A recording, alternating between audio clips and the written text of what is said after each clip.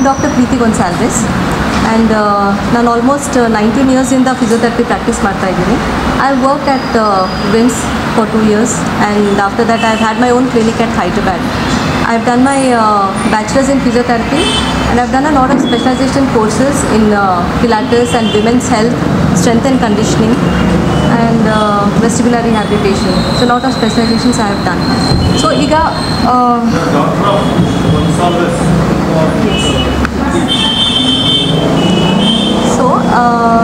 Physiotherapy ಯಾಕೆ ಈಗ ಇಷ್ಟು ಮೀಟ್ ಯಾಕೆ ಕರೆದಿದ್ದೀವಿ ಅಂದರೆ ತುಂಬ ಸಲ ಪೇಷಂಟ್ಸ್ ಬರ್ತಾ ಇರ್ತಾರೆ, ಅವ್ರಿಗೆ ಜನರಲಿ ಫಿಸಿಯೋಥೆರಪಿ ಅಂದರೆ ಏನು ಅಂತಲೇ ಗೊತ್ತಿಲ್ಲ. ಪ್ರಾಬ್ಲಮ್ ಈಸ್ ಅವ್ರ ಮೈಂಡ್ ಸೆಟ್ಟಲ್ಲಿ ಏನಿದೆ, ಫ್ರ್ಯಾಕ್ಚರ್ಸ್ ಆಗಿ ಇಂಜುರಿ ಆಗಿ ಆಪ್ರೇಷನ್ ಆದಮೇಲೆ ಫಿಸಿಯೋಥೆರಪಿಗೆ ಹೋಗ್ತಾರೆ, ಇಲ್ಲ ಸ್ಟ್ರೋಕ್ ಬಂದರೆ ಪ್ಯಾರಾಲಿಸಿಸ್ ಬಂದರೆ ಫಿಸಿಯೋಥೆರಪಿಗೆ ಹೋಗ್ತಾರೆ, ಇಲ್ಲ ಸಣ್ಣ ಮಕ್ಕಳಲ್ಲಿ ಡೆವಲಪ್ಮೆಂಟಲ್ ಡಿಸಾರ್ಡರ್ಸ್ ಇದ್ರೆ ಮಾತ್ರ ಫಿಸಿಯೋಥೆರಪಿಗೆ ಹೋಗ್ತಾರೆ ಅನ್ನೋ ಒಂದು ಇದು ಇದೆ, ಮಿಸ್ಕನ್ಸೆಪ್ಷನ್ ಇದೆ. But that is not what physiotherapy is confined to. Physiotherapy is actually, it has various branches. Sports physiotherapy ide, where we treat lot of sports injuries, gym injuries.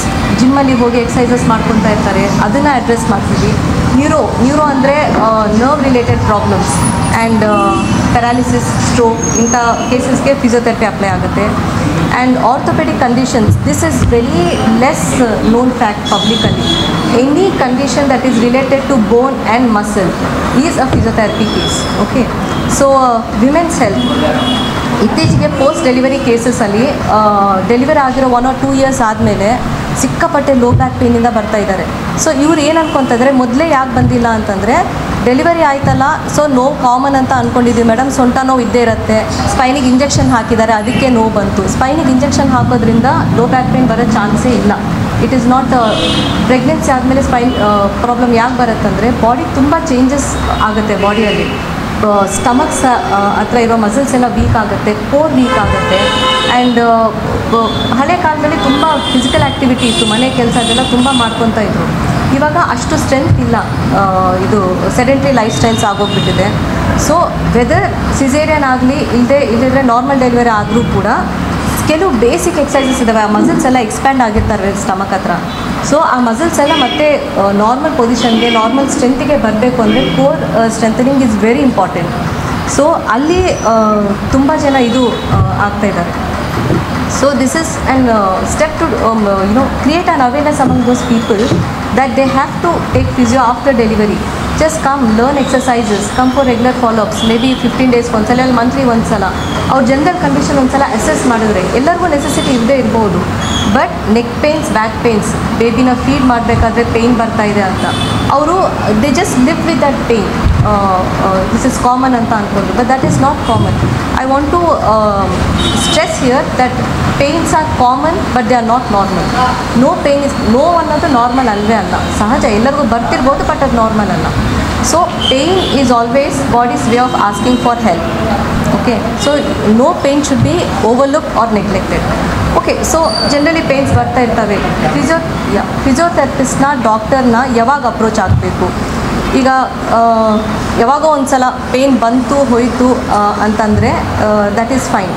But ಒಂದೇ ಥರದ ಪೇಯ್ನ್ ನಡಿಬೇಕಾದ್ರೆ, ಪ್ರತಿ ಸಲ ನಡಿಬೇಕಾದ್ರೆ ಮೊಣಕಾಲು ನೋವು ಬರ್ತಾಯಿದೆ, ಜಾಸ್ತಿ ಹೊತ್ತು ನಿಂತ್ಕೊಂಡ್ರೆ ಹೀಲ್ ಪೇಯ್ನ್ ಬರ್ತಾಯಿದೆ, ಆ್ಯಂಡ್ ನಾನು ಸಿಸ್ಟಮ್ ಹತ್ರ ಕೂತ್ಕೊಂಡು ಕೆಲಸ ಮಾಡಿದ್ರೆ ಲೋ ಬ್ಯಾಕ್ ಪೇಯ್ನ್ ಬರುತ್ತೆ, ನೆಕ್ ಪೇಯ್ನ್ ಬರುತ್ತೆ. Recurrent pains is the clue for you all that you have to see a physiotherapist. Generally ನನಗೆ ಬರೋ ಕೇಸಸಲ್ಲಿ I categorize my patients in 2 categories. One is silent sufferers. I call them silent sufferers. ಇವ್ರು ಏನು ಅನ್ಕೊತಾರೆ, they think pain is a part of life. Okay, pain ಸಹಜ. Okay, ನಾನು ಇವತ್ತು ಮನೇಲಿ ಪೂಜೆ ಇತ್ತು, ನಾನು ಜಾಸ್ತಿ ಹೊತ್ತು ಕೂತ್ಕೊಂಡು ಪೂಜೆ ಮಾಡಿದೆ, ನೆಂಟರು ಬಂದರು, ಜಾಸ್ತಿ ಹೊತ್ತು ನಿಂತ್ಕೊಂಡು ಅಡುಗೆ ಮಾಡಿದೆ, ಅದಕ್ಕೆ ನೋವು ಬಂತು. ಕೆಲಸ ಇದ್ದರೆ ನೋವಿಲ್ಲ ಅಂತ ಅಂತಾರೆ, but that is not the reason. ಕೆಲಸ ಮಾಡಿದ್ರೂ ಕೂಡ ನೋವು ಬರಬಾರ್ದು. ಸೊ ದಟ್ ಈಸ್ ದ ಅಲ್ಲಿ ಆ ಪಾಯಿಂಟಲ್ಲಿ ನಾವು ಪೇಯ್ನ ಅಡ್ರೆಸ್ ಮಾಡಿದ್ರೆ ಅದು ಅಗ್ರಿವೇಟ್ ಆಗಲ್ಲ. ಇದನ್ನು ಹೀಗೆ ನೆಗ್ಲೆಕ್ಟ್ ಮಾಡಿ ಮಾಡಿ ಮಾಡಿ ಅದು ಸರ್ಜರಿ ಲೆವೆಲ್ಗೆ ಹೋಗ್ಬಿಡುತ್ತೆ. So after a point physiotherapy ಕೂಡ ಹೆಲ್ಪ್ ಮಾಡಲ್ಲ. So that is very have to approach a physiotherapist. And second category ನಾನೇನು ಹೇಳ್ತೀನಿ ಅಂದರೆ self healers. I call them self healers. ಇವ್ರು ಏನು ಮಾಡ್ತಾರೆ, ಹೋಮ್ ರೆಮಿಡೀಸ್ ಆ್ಯಂಡ್ ಇಲ್ದಿದ್ರೆ ಯೂಟ್ಯೂಬ್ ನೋಡಿಕೊಂಡು ಎಕ್ಸಸೈಸಸ್ ಮಾಡ್ತಾರೆ. ವೆಯ್ಟ್ ರಿಡಕ್ಷನ್ಗೋಸ್ಕರ ಅಂತ ಆನ್ಲೈನ್ ಫಿಟ್ನೆಸ್ ಕ್ಲಾಸಸಲ್ಲಿ ಜಾಯ್ನ್ ಆಗಿಬಿಟ್ಟು ಎಷ್ಟು ಜನ ACL ಟೇರ್ಸ್ ಲಿಗಮೆಂಟ್ ಇಂಜುರೀಸಿಂದ ಬಂದಿದ್ದಾರೆ. Because they are not fit to do those kind of exercises and nobody is there to tell them that what is their level of exercise. So that is where a physio comes in. So ಇಂಥ ವಿಷಯಗಳಲ್ಲಿ neglect ಮಾಡಿ ಇದು home ರೆಮಿಡೀಸಿಂದ temporary relief ಮಾಡ್ಕೊತಾರೆ pain, but ಆ ಪೇಯ್ನ್ಗೆ ಇರೋ root ಕಾಸ್ನ ಯಾರೂ ಅಡ್ರೆಸ್ ಮಾಡ್ತಾ ಇಲ್ಲ. So what I want to tell is physios are skilled and equipped to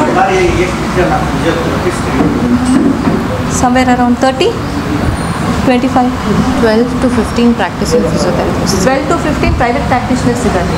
Yeah. Government sector ಅಲ್ಲಿ I think 5. Government sector lo one is a permanent and another 5 are contract basis. So government sector ಅಲ್ಲಿ approximately 5. Yes.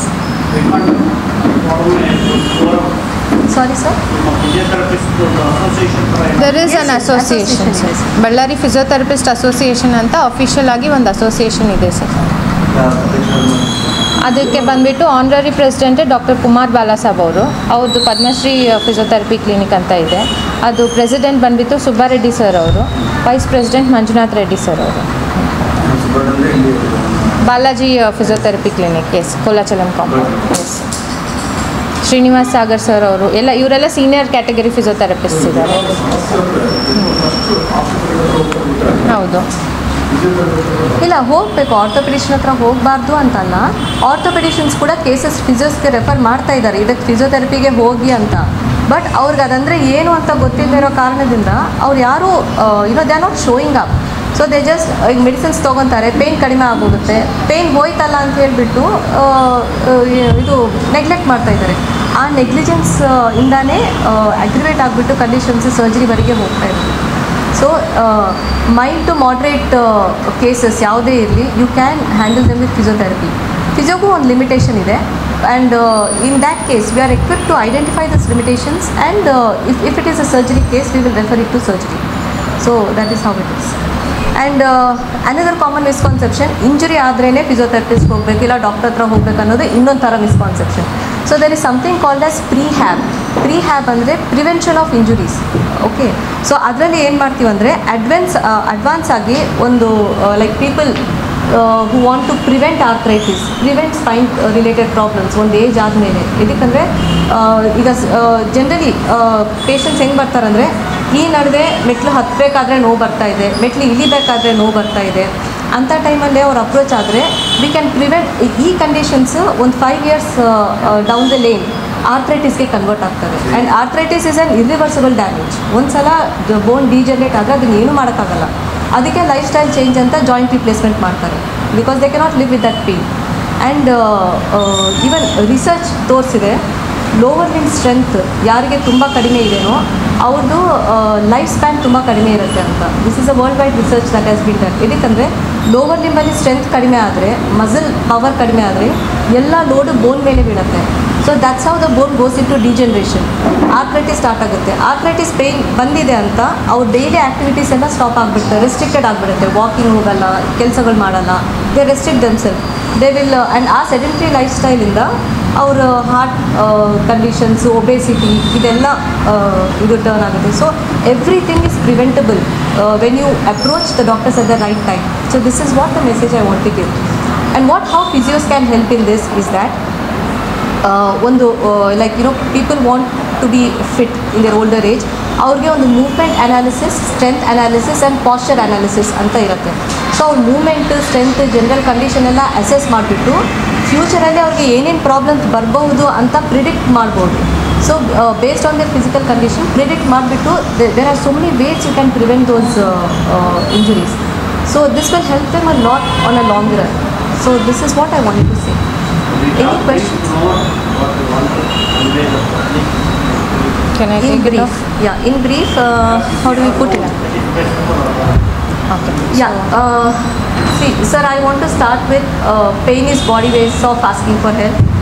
Okay. Recurrent pains. Yeah. Right now, I don't have anything, sir. I am not prepared for it. I think we can do that. Okay. Yeah physiotherapy ತುಂಬ vast subject sir. So ಅದರಲ್ಲಿ literature collect ಮಾಡಬೇಕು ಅಂದರೆ He is asking about a few points briefly notes. Yeah, If we'll do it by evening.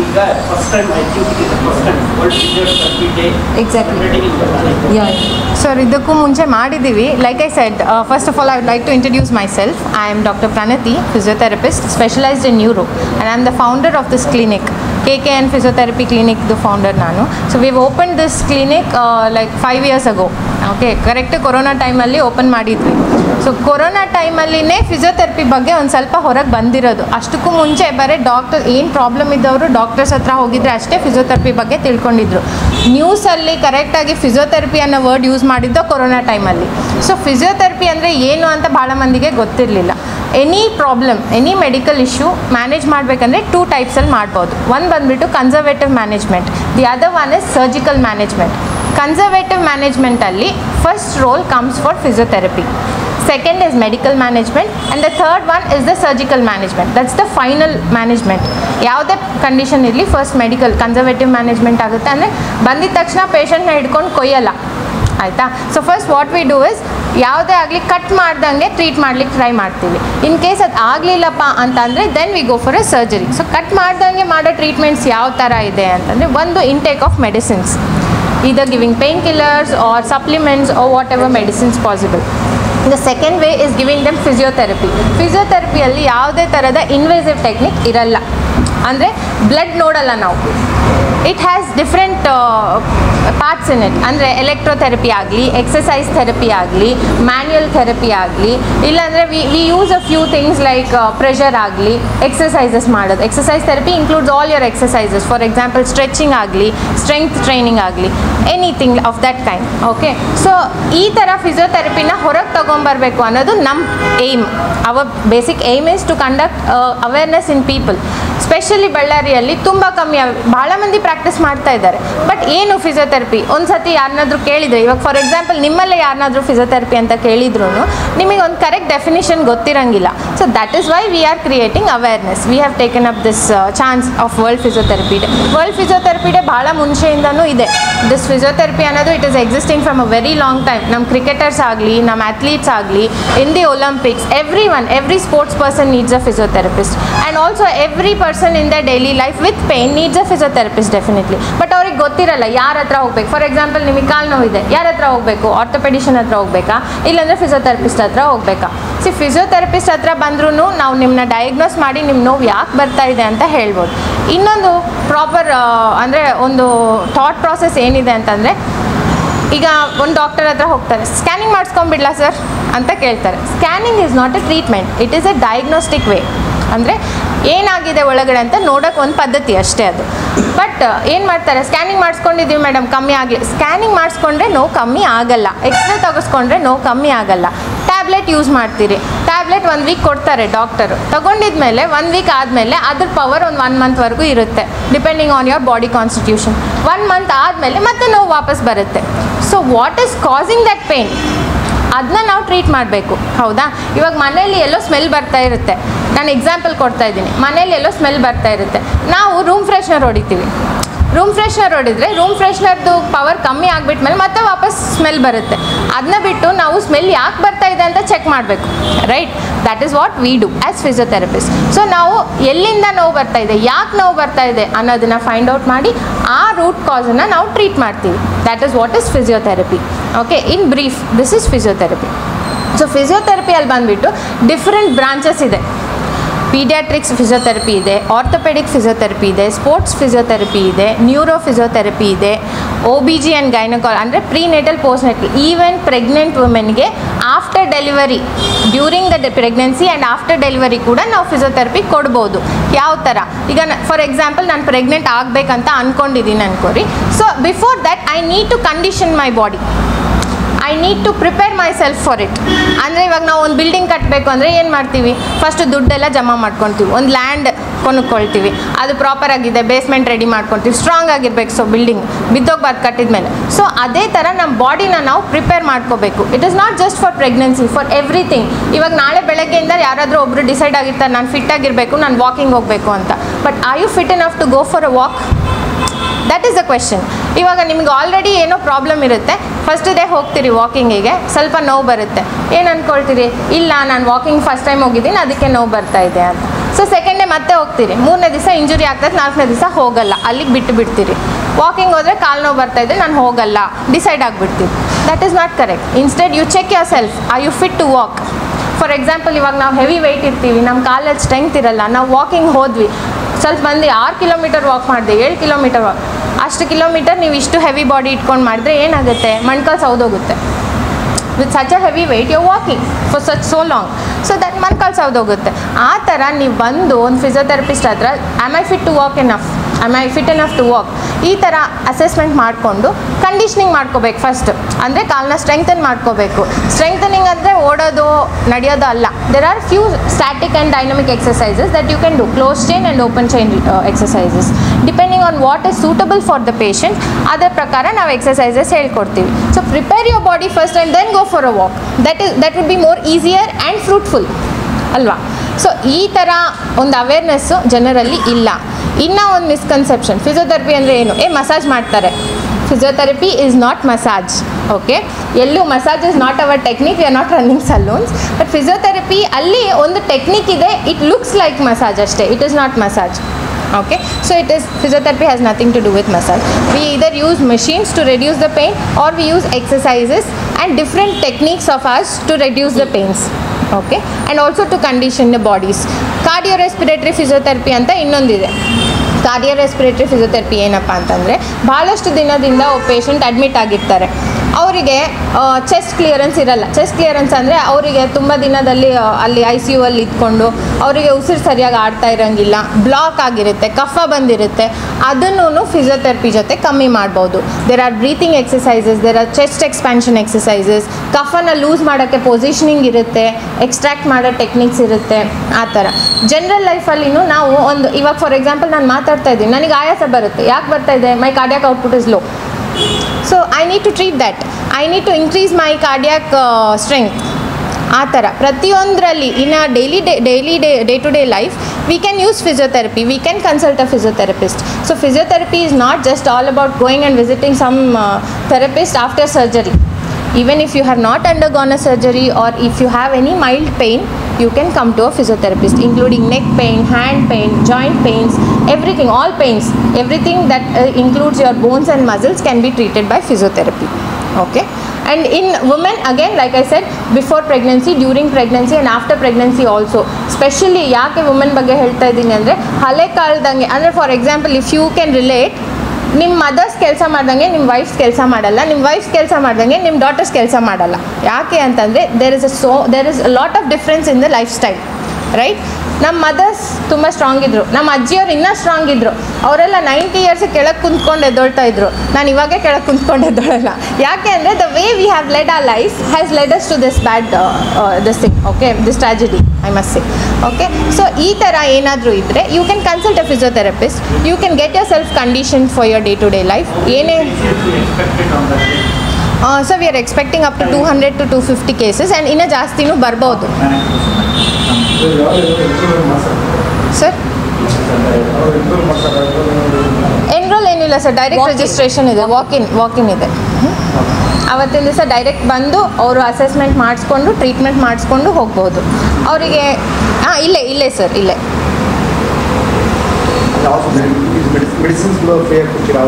ಅವತ್ತಿನ ದಿವಸ it's necessary, as we will give them medicines also. In case we think it is necessary, we will give them medicines for free also. ನಿಮ್ಗೆ ಏನಾದರೂ doubts ಇದ್ದರೆ physiotherapy ಬಗ್ಗೆ, you are most welcome, you can ask us now. Sir, not always ಸಂಬಂಧ ಇದೆ. Like I can say all Sundays are holidays, but not all holidays are Sundays. ಅದೇ ಥರ muscle ಪೇಯ್ನ್ಗೆ ವೆಯ್ಟಿಗೆ ಸಂಬಂಧ ಇದೆ, but not all muscle pains are because of the weight. Okay, ತೆಳ್ಳಗಿರೋವರೆಗೂ muscle pain, for example athletes, ಅವ್ರು ತೆಳ್ಳಗಿರ್ತಾರೆ, strong ಆಗಿರ್ತಾರೆ, ಸ್ಟಿಲ್ ಅವ್ರಿಗೆ ಮಸಲ್ ಪೇಯ್ನ್ ಬರುತ್ತೆ. It's not always about the weight. ಬಳ್ಳಾರಿಯ ನಿರಂತರ ಸುದ್ದಿಗಾಗಿ ಬಳ್ಳಾರಿ ಬೆಳಗಾಯಿತು ಚಾನೆಲ್ನ ಸಬ್ಸ್ಕ್ರೈಬ್ ಮಾಡಿ ಹಾಗೂ ಬೆಲ್ ಐಕಾನ್ ಒತ್ತಿ.